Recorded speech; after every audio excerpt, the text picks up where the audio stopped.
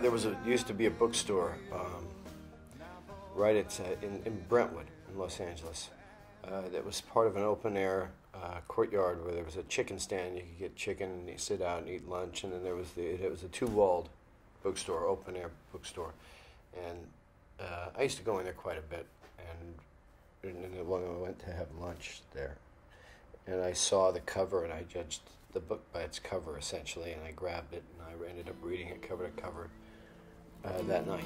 I am an old woman named after my mother. My old man is another child that's grown old. The movie that we made is almost identical to what I walked away with from John Krakauer's book. And he had done it so well that in the nuances of things that he wrote, I found that there was a lot of affirmation going on in my research of why those things had struck me from his book. Because he had seen many of the same things.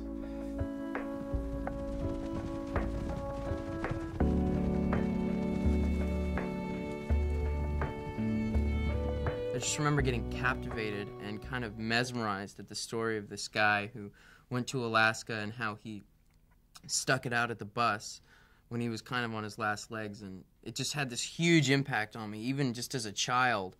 And then later on, when Sean approached me about it, I didn't put the pieces together that was what he was talking about until I read the book. And then the memories kind of came flooding back to me, and I was like, oh, this is that thing. This is that story that I remember so vividly.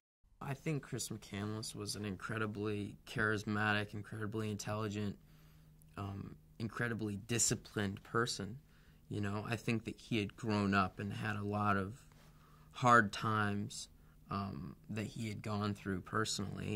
But, you know, he dealt with them by you know, going on amazing adventures. I mean, this is a guy who in high school, when, you know, on Friday night when all the other kids were going and getting drunk at parties or whatever they were doing, you know, he would take his friend and drive down to the inner city and buy cheeseburgers and just hand them out to homeless people. You know, he thought in a different way than most people do.